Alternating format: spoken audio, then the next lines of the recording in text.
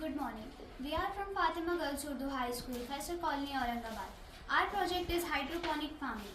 Hydroponic farming is a method of growing plants without soil by using nutrient-rich water solution. It is my tank. I put the water into the tank. From the tank, the pump carries nutrient-rich water and bring it to section A plant. Section A plant takes water and bring it back to section B plant. Section B plant takes water and bring it back to the tank. So, the principle of this project is plants absorb nutrients directly from water instead of soil. It is soilless method of growing plants. Advantage of this technique are no soil or weeds, so no pesticide needed, can grow crops all year round, ideal for urban areas and schools.